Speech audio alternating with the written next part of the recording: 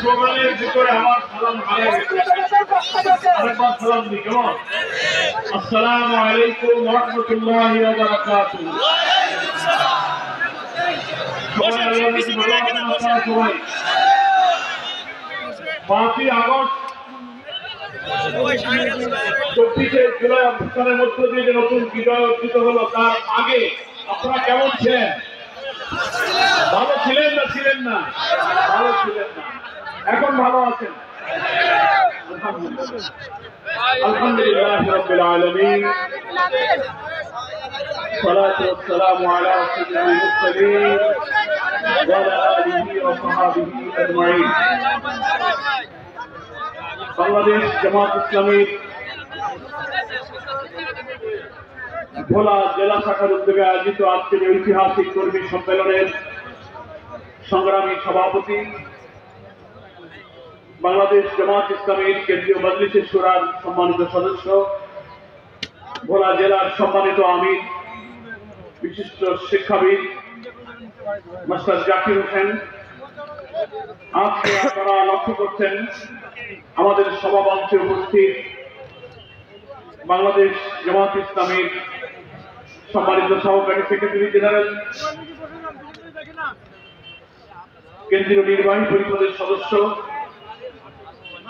বরিশাল অঞ্চলের অঞ্চল পরিচালক এবং আজকের এই অনুষ্ঠানের সম্মানিত বিশেষ অতিথি,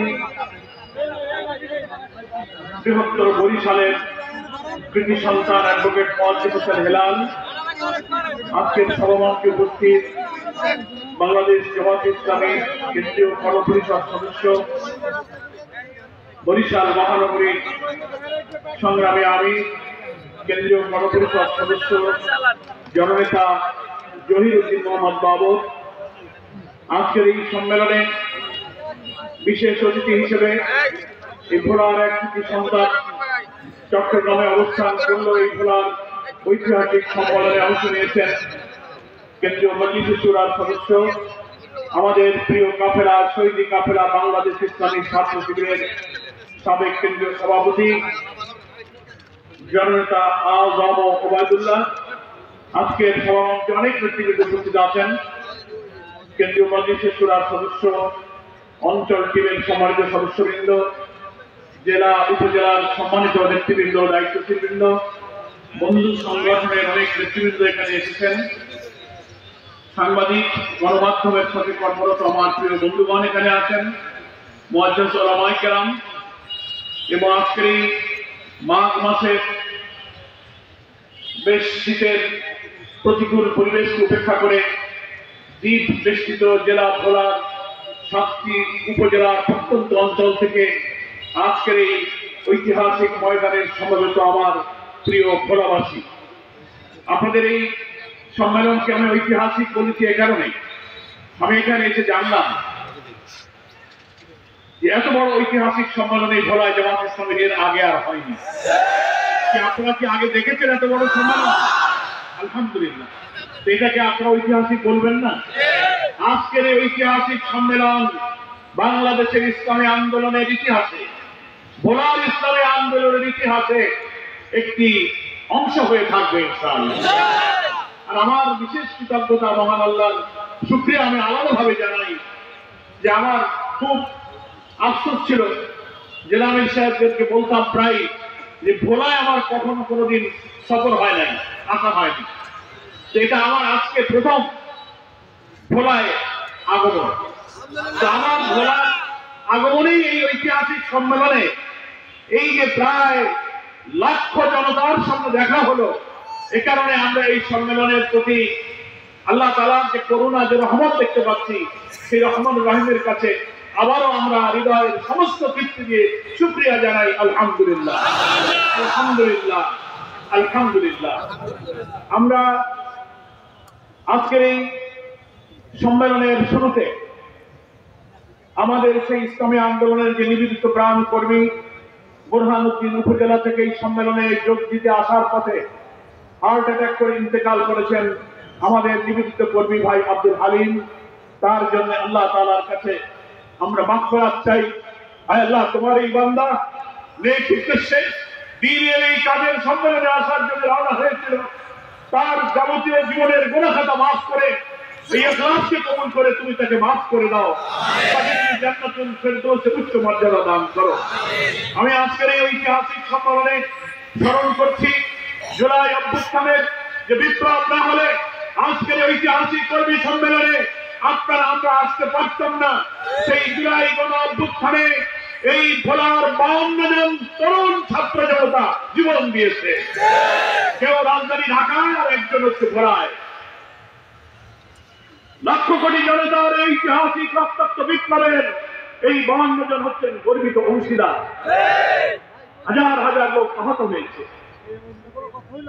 2000 ছাত্র জনতাকে হত্যা করা হয়েছে নির্মমভাবে, প্রায় 40,000 ছাত্র জনতা আহত হয়েছে। হাত নেই কারো, পা নেই, চোখ নেই।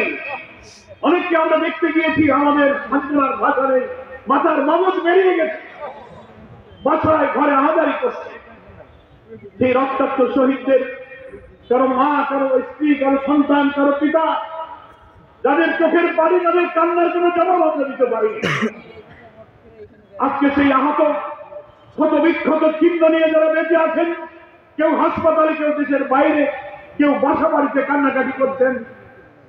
প্রায় 17-18 বছরের সেই শাসনের, কর্তৃত্ববাদী শাসকের, ফাঁসিবাদী শাসকের অত্যাচারের জগদ্দল পাথরকে মহান আল্লাহ রাব্বুল আলামিন 5ই আগস্ট আসমান থেকে এক মেহেরবানি করুণা নাযিল করে এই জাতির, এই উম্মার বুক থেকে সেই জগদ্দল পাথরকে অপসারিত করেছেন। আমরা আজকে মুক্ত বাতাসে, মুক্ত নতুন স্বাধীন বাংলাদেশে স্বস্তির নিঃশ্বাস ফেলছি, সমাবেশ করছি।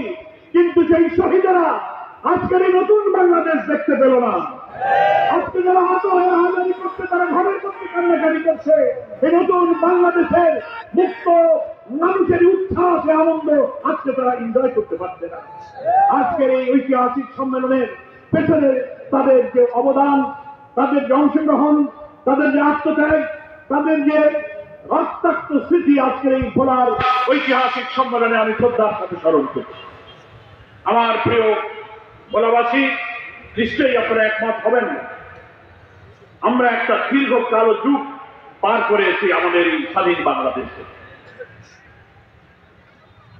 2006 সালে 28শে অক্টোবর মনে আছে আপনাদের, রাজধানীর পল্টনে ইসলামী ছাত্র শিবির, জামাত ইসলামীর তরুণ 7 জন যুবককে সমস্ত হত্যা, খুন, ক্রসফায়ার, রিমান্ড, আয়নাগরের মাস্টার মাইন্ড শেখ হাসিনা তার নির্দেশে লগি বৈঠা নিয়ে সাপের মতো পিটিয়ে পিটিয়ে তাদেরকে হত্যা করেছিল।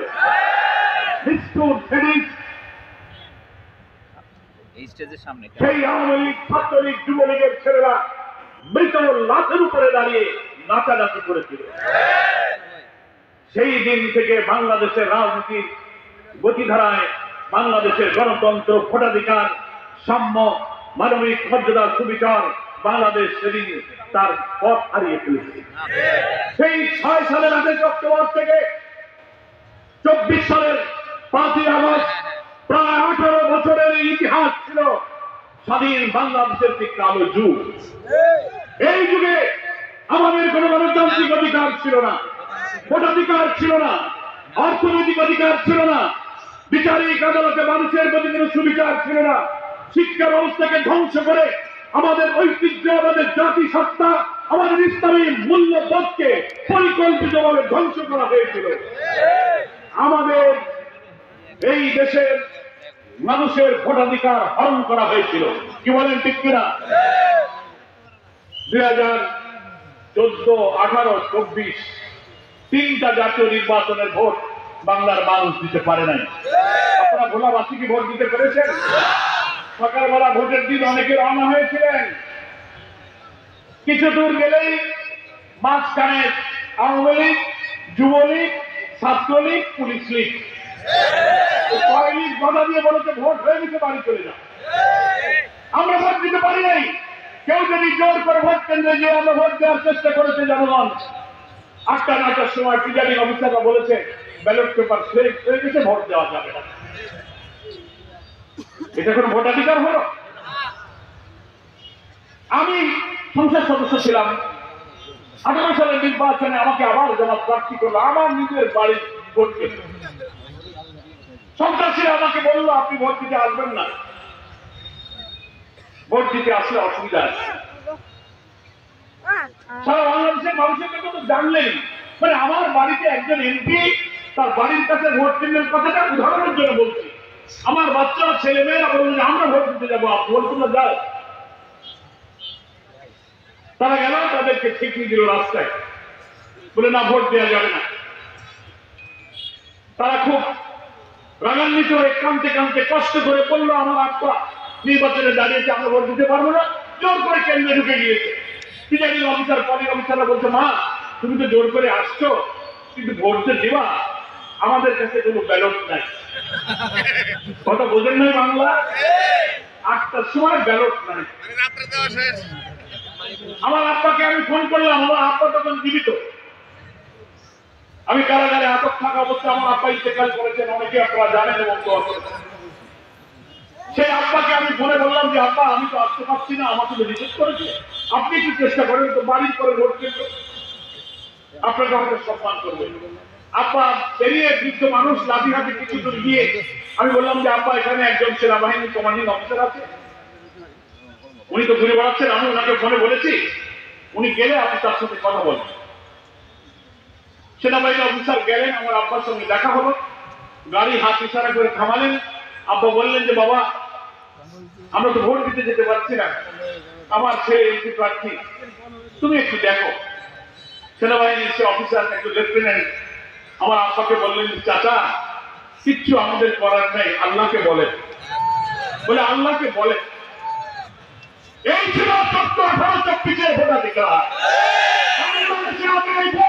এইভাবে হতে দেব না। পুলিশ শাসিত অত্যাচারী শাসক শেখ হাসিনা এইভাবে আমাদের গণতন্ত্র, আমাদের ভোটাধিকার, আমাদের রাজনৈতিক অধিকার, সাংবিধানিক অধিকার, আদালতের সুবিচার পাওয়ার অধিকার, অর্থনৈতিক অধিকার তারা সব কেড়ে নিয়েছিল। এই জন্য ইতিহাসে একজন জঘন্য ভিন্ন ফাঁসিবাদী ফ্যাসিস্ট হিসেবে চিহ্নিত হয়ে আছে। ফ্যাসিস্ট কাকে বলে? ফ্যাসিস্ট হচ্ছে কর্তৃত্ববাদী শৈল শাসক, কারণ কথা সে শুনবে না, সে যা বলবে তার একটা ইচ্ছাতেই দেশ চলবে। খুনি হাসিনা মনে করেছিল আমি আর আমার গোষ্ঠী শেখ পরিবার এই কয়েকজন ছাড়া কারো রাজনীতি, কারো ভোট, ব্যবসা বাণিজ্য, চাকরি, রাজনীতি, সামাজিকতা কোন জায়গায় কারো স্থান হবে না যতদিন সে বেঁচে থাকবে। মনে হয় যে সেই চালাবে, এরকম কর্তৃত্ববাদী মানসিকতা এত দাম্ভিক, এত অহংকারী হয়ে উঠেছিল মানুষ। আমরা 15টা বছর রাজনৈতিক দল আন্দোলন করলাম, নির্বাচন দাও, নিরপেক্ষ ভোট দাও, স্বৈরাচারী তুমি চলে যাও, আমরা পারলাম না। শত শত লোক জীবন দিল, লক্ষ লক্ষ মামলা দিয়ে আমাদেরকে জেলে আটকালো, আন্দোলন বারবার ব্যর্থ হয়ে গেল। কিন্তু বাংলাদেশের গর্বিত সূর্য সন্তান বিশ্ববিদ্যালয়ের ছাত্ররা তাদের ন্যায্য সরকারি চাকরিতে কোটার দাবিতে শুরু হওয়া আন্দোলনকে অত্যাচারী ফ্যাসিস্টের আচরণে ক্ষুব্ধ হয়ে সবটা উপেক্ষা করে এক দফায় পর্যন্ত বললে আর কোন দফা নেই, শেখ হাসিনা চুপ করে যাবে। সারা দেশ উত্তাল আন্দোলনে অগ্নিগর্ভ হয়ে উঠল। এই ফ্যাসিবাদের আন্দোলনে রাজনৈতিক দলের অনেক অবদান ছিল, কিন্তু আমরা রাজনীতিবিদরা 3টা নির্বাচন সুস্থ করতে পারিনি। বহু লোক জীবন দিয়েছে, বহু লোক কারাগারে নিহত হয়েছে, বহু মামলা হয়েছে, কিন্তু আমাদের তরুণ ছাত্ররা শেষ পর্যন্ত সেই আন্দোলন নিয়ে আমরা তাদের হাতে তুলে দিয়েছিলাম। আমাদের সন্তানেরা সেই আন্দোলনকে জীবন দিয়ে রক্ত দিয়ে সফলতার মন্দিরে পৌঁছে দিয়েছে। আমরা আজকের ঐতিহাসিক সম্মেলনে জুলাই গণ অভ্যুত্থানের সেই সমন্বয়ক, সেই বৈষম্য বিরোধী ছাত্র আন্দোলনের বিপ্লবী ছাত্র নেতাদেরকে, ছাত্র জনতাকে আমরা অভিনন্দন জানাই, স্যালুট জানাই। সংগ্রামী ভোলাবাসী, আপনারা সে আন্দোলনের গর্বিত অংশীদার ছিলেন। আমরা সেই কালো যুগে এতভাবে ঢুকানো হয়েছে, শেখ হাসিনা বোঝে না, মানুষ হতাশ হয়ে গেল, বলে কেউ এ বোধহয় আর যাবে না ক্ষমতা থেকে, কি বলেন ঠিক কিনা? এত মামলা, এত আন্দোলন, 1, 2, 3টা ভোট হলো না, এরপরেও সে রাতের ভোট, দামি নির্বাচন, ইলেকশন ইঞ্জিনিয়ারিং, এটা সেটা করেছে, থেকেই গেল। আমাদেরকে লোকেরা বলতো যে বাবা তোমরা এত রাজনীতি করো, এরে বোধ হয় তোমরা ক্ষমতা থেকে সরাতে পারবা। আমার অনেকে হতাশ হয়ে এমন কথা বলতো, মরা ছাড়া বোধ হয় হাতে না যাবে না। কি আপনারা কি এরকম ভাবতেন? মরা ছাড়া যাবে না। তা আল্লাহর ইচ্ছা ছিল কি না, ওরে এখন বাড়ার দরকার নাই। পৃথিবীতে অহংকারী, দাম্ভিক, ভিন্ন আত্মসের, হিংসার আগুনে জ্বলে পড়া ব্যক্তিদের এই শিক্ষা নেওয়া দরকার ইতিহাস থেকে, যে মানুষের সাথে দুর্ব্যবহার করলে, অহংকারী হলে কি পরিণতি হয়। নির্লজ্জ, অপমানজনক একটা পতন এবং বিদায়ের দৃশ্য নিজের চোখে দেখে বিবেকের দংশনে দংশিত হওয়ার জন্য আল্লাহ তাকে ওই দিন মৃত্যুবরণ না করে নির্লজ্জ ভাবে পালিয়ে যেতে বাধ্য করে। আপনারা অনেকে জানেন, ওই সময় আমি জেলে ছিলাম। আন্দোলনের চূড়ান্ত উত্তর অভ্যুত্থানের সময় 20শে জুলাই আমাকে জামাত ইসলামী ডক্টর আব্দুল ওয়াহাব তাহের অনেক কেন্দ্র নেতৃবৃন্দ সারা দেশে আপনাদেরকে গ্রেফতার করে জেলে নেওয়া হয়। 5ই আগস্ট সকাল থেকে আমরা ভেতর থেকে ঢাকার কেন্দ্রীয় কারাগারে প্রায় 10,000 বন্দী রাজনৈতিক কারণে আমরা খবর পাচ্ছি বাইরে বিশাল আন্দোলন হচ্ছে। লোকেরা আসছে আর বলছে যে আজকালকের মধ্যে কি একটা ঘটনা ঘটে যাবে। 5 তারিখ সকালে আমরা খবর পেলাম, টেলিভিশনের সামনে দৌড়ে গেলাম, বলছে যে না কিছুক্ষণ পরে আজকে সেনাবাহিনী প্রধান জাতির উদ্দেশ্যে ভাষণ দেবে। আপনারা তো বাইরে ছিলেন, দেখছেন তো? আমরা তো বন্দী, কি করি? সব টেলিভিশনের সামনে বিএনপির অনেক নেতা, জামাতের অনেক নেতারা আমরা এক জায়গায় ছিলাম, অপেক্ষা করছি দেখি সেনা প্রধান কি বলে। সব খবর আসে না, তুমুল আন্দোলন হচ্ছে, বাইরে গোলাগুলি, বন্দীরা আর কারাকক্ষে থাকতে যাচ্ছে না। হঠাৎ দেখি টেলিভিশনের স্ক্রলে নিচে দিয়ে দেখা যাচ্ছে কিছুক্ষণ আগে শেখ হাসিনা এবং তার বোন রেহানা গণভবন থেকে হেলিকপ্টারে পালিয়ে ভারত চলে। আল্লাহু আকবার, আল্লাহু আকবার। আমরা কারাগারে বন্দীরা চোখের পানিতে চিন্তায় পড়ে গেলাম। ডাক্তার তাহের ভাই আমাকে জড়িয়ে ধরলেন, একে অপরকে জড়িয়ে ধরে কৃতজ্ঞতায় আমরা অস্ত্রসিদ্ধ হল। ঢাকা কারাগারের সমস্ত ঘরগুলো খুলে দিতে বললাম। মিথ্যা মামলার আটক প্রায় 10,000 রাজবন্দী তার ঘর থেকে বেরিয়ে কারাগারের মাঠে, ঘরের গলিতে গলিতে স্লোগানে কারাগার মুখরিত করে ফেলল। আমরা জেল সুপার, জেলার ডেপুটি জেলারকে বললাম টেলিফোন গুলো নিয়ে আসেন, আমরা এখন কথা বলবো। আমরা বললাম যে দেশ তো এখন আমাদের কোথায় করবে, ঠিক কিনা? সুপার সাহেবরা তো কাঁপতে কাঁপতে 1টা 2টা 8টা 9টা টেলিফোন নিয়েছে হাতে।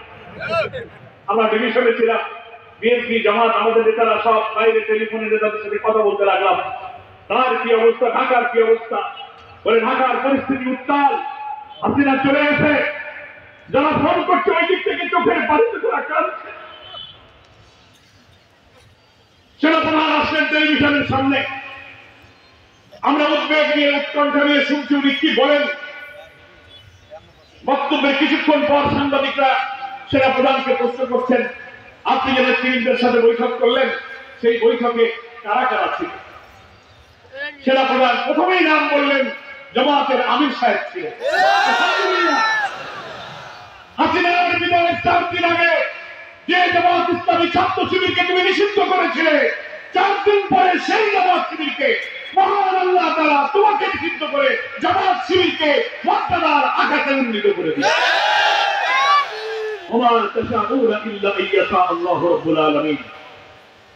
তোমাদের কোন ইচ্ছাই পূরণ হয় না যতক্ষণ আল্লাহ তাআলা তা ইচ্ছা না করেন। কি বলেন, ঠিক কিনা?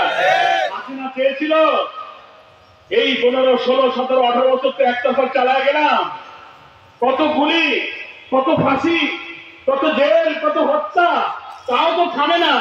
শেষ পর্যন্ত ওর একটা ক্যালকুলেশন হলো কি থামানো যায় না কেন? তাহলে ও শেষ পর্যন্ত, ও তো ইংলিশের খলিফা, তো ওর মাথায় ঢুকলো কি এই সব কিছু ঠিক হয়ে যাবে, এই সব আন্দোলনের পেছনে আছে জামাত শিবির, এই জায়গায় তুমি আগে নিষিদ্ধ করো, তাইলে বাঁচতা। পোড়া কপাল, কপাল পোড়ার টাইম হলে এরকম হয়, কি বলেন? দেখবেন প্রচন্ড সাগর আর ঢেউয়ের মধ্যে ডুবন্ত কোন মানুষ যখন ডুবতে থাকে বাঁচার জন্য কিছু করতে পারে না। কোন শ্যাওলা কচুরি পানাও যদি ভেসে যায় ভাবে ওইটা ধরে একটু বাঁচা যায়। আসলে কচুরি পানা ধরে কি বাঁচা যায়? অভাব ছিল, জামাত শিবির নিষিদ্ধ করে বোধহয় বাঁচা যাবে, বাঁচা যায়নি। তুমি যে কি অপরাধ করেছ, কত দাম্ভিকতা, কত আত্মহমিকা তুমি দেখিয়েছ। আল্লাহ তাআলা অহংকারীদেরকে হয়তো কিছুক্ষণ ছাড় দেয়, কিন্তু একদম ছেড়ে দেয় না, কি বলে? আমরাও অনেক সময় নিরাশ হয়ে যেতাম, কিন্তু আশা ছাড়তাম না।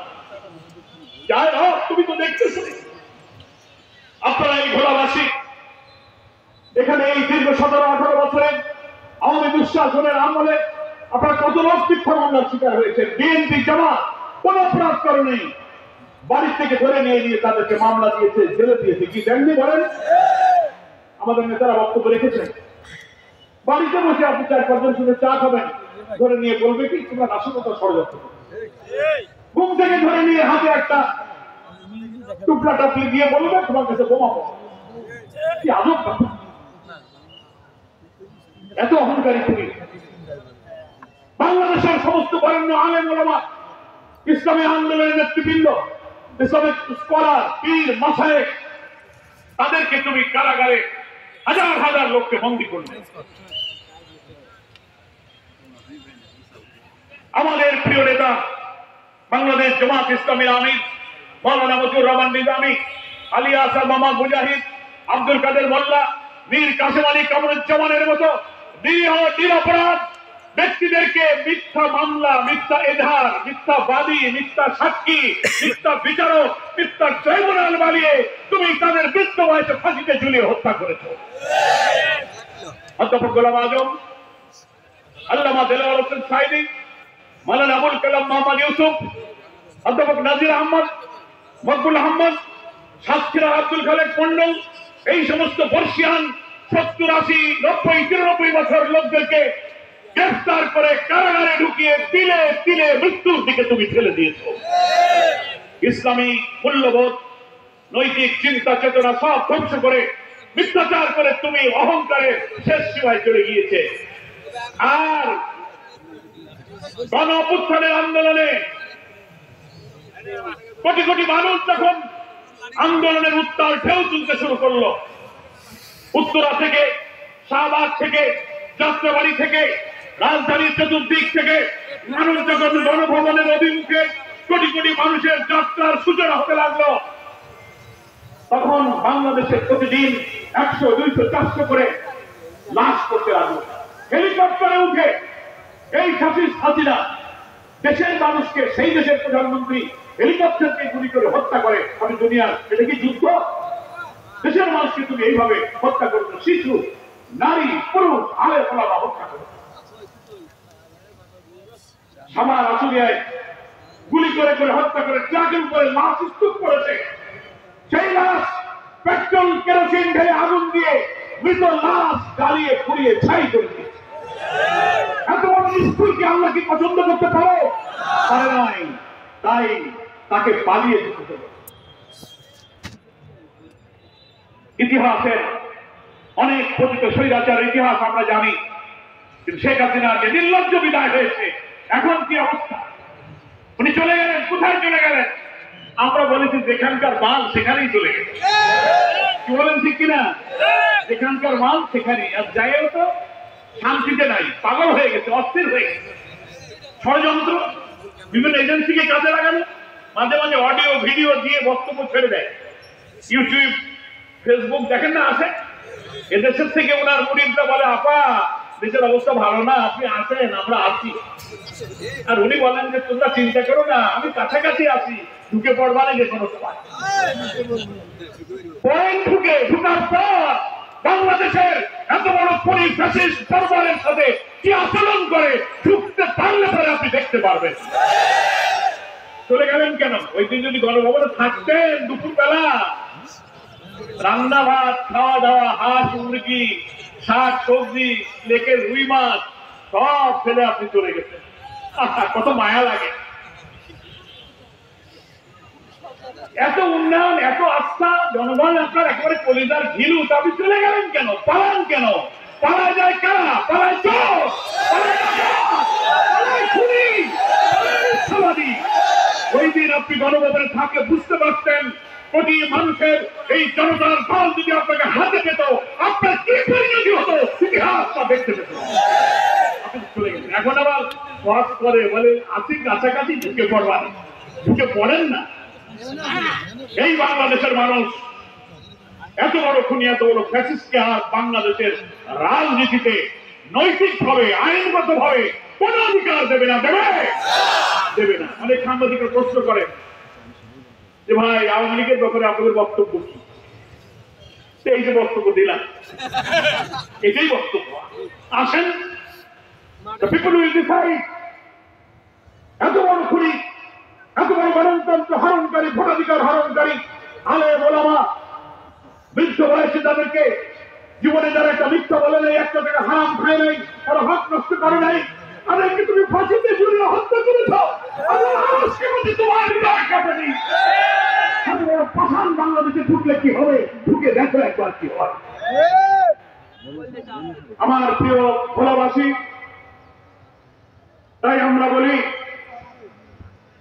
অবিলম্বে অন্তর্বর্তীকালীন এই সরকারের কাছে আমরা দাবি জানাতে চাই, যারা দেশের অর্থনীতিকে শেষ করে দিয়েছে, নয়টি মেগা প্রকল্প, রূপপুর পারমাণবিক কেন্দ্র সহ বিভিন্ন কেন্দ্র থেকে এই হাসিনার বিদায়ের পরে সব কাহিনী শ্বেতপত্র বেরোচ্ছে, লক্ষ লক্ষ হাজার হাজার কোটি টাকা বিদেশে পাচার করেছে। সে তার বোন রেহানা, তার ছেলে জয়, তার মেয়ে পুতুল, তার বোনের মেয়ে ব্রিটিশের প্রতিমন্ত্রী ছিল টিউলিপ, এখন সব শ্বেতপত্রে আসছে লক্ষ লক্ষ কোটি টাকা আত্মসাৎ করেছে, বিদেশে পাচার করছে। মাঝখানে ঢাকা একটা জাতীয় সংলাপ হলো। ওই সংলাপে বাংলাদেশের একজন অর্থনীতিবিদ দেবপ্রিয় ভট্টাচার্য, নাম শুনেছেন, ওনার সঙ্গে মঞ্চে আমার দেখা হলো। এক জায়গায় বসছিলাম, দাদা কি খবর?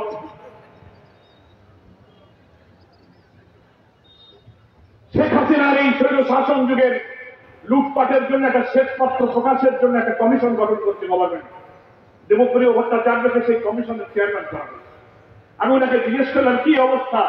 আমার বললো, পরাল ভাই, যদি আমাকে এই অন্তর্বর্তীকালীন সরকারি শ্বেতপত্র প্রকাশের তদন্তের দায়িত্ব না দিত, তো শেখ হাসিনা যে কি পরিমাণ লুটপাট করেছে এই জাতিটা জানতে পারত না। না গেলে তো শুভঙ্করের পক্ষে ধরা যায় না, কি বলেন? থাকা অবস্থায় যা উনি বক্তৃতা বিবৃতি দিয়েছেন, মনে হচ্ছে এত বড় গ্রেফতার নাই, যাওয়ার পরে সব আকাঙ্ক্ষা হয়ে গেছে। মানবতা বিরোধী এই গণহত্যাকারীদের বিচার হওয়া উচিত, কি বলেন ঠিক কিনা? বাংলাদেশের ট্রাইব্যুনাল গঠিত হয়েছে। আমরা বলেছি যে ট্রাইব্যুনাল তুমি বানিয়েছিলে মিথ্যা ট্রাইব্যুনাল, মিথ্যা বিচারক, মিথ্যা সাক্ষী, বিদেশ থেকে বেলজিয়াম থেকে রায় লিখে দিয়ে কেলেঙ্কারির মাধ্যমে স্কাইপে কেলেঙ্কারি থেকে রায় লিখেছ, সাজানো বানানো সাক্ষীদেরকে নিয়ে সেফ হোমে রেখেছ।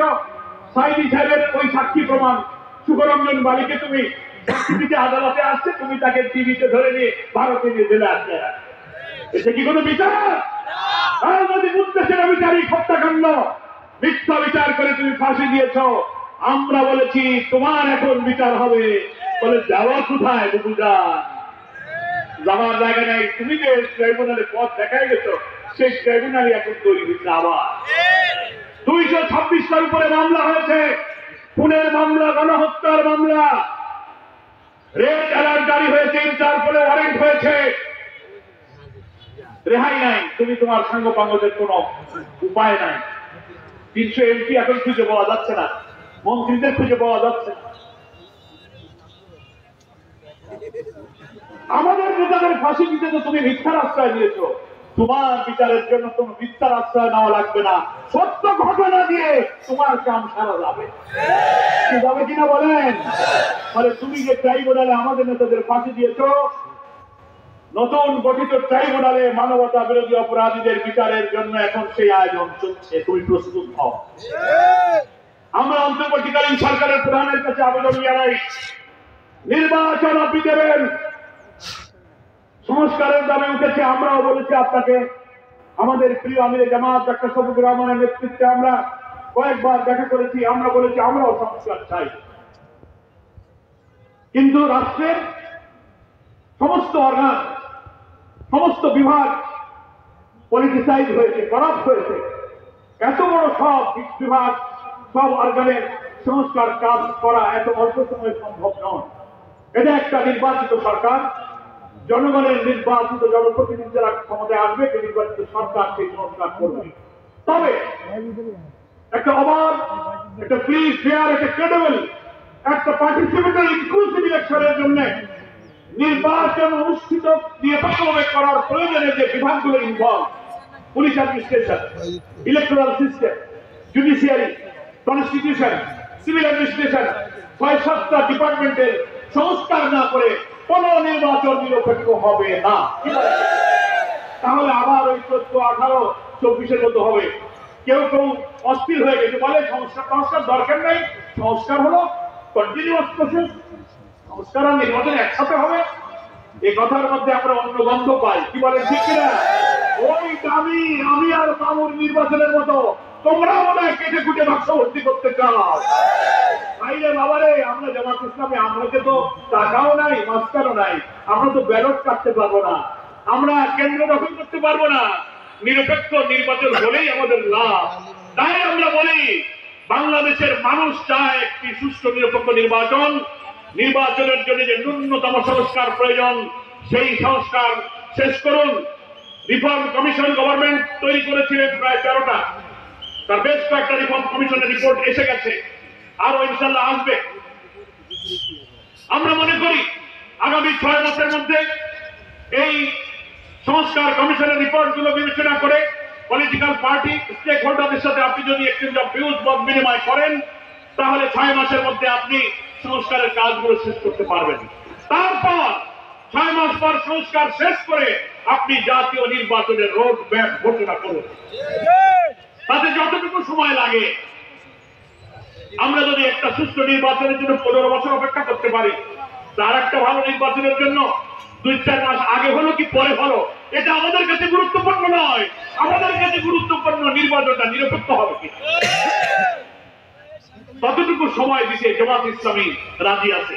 কি বলেন, ঠিক কিনা? এই সংস্কার এবং নির্বাচন দ্রুত সম্পন্ন করুন। যৌক্তিক সময় যেটুকু লাগবে জামাত ইসলামী সে সময় দেবে। তবে এই নির্বাচনের আগে মানবতা বিরোধী অপরাধীদের বিচার কাজ করতে হবে। জনগণ এটা দেখতে চায়।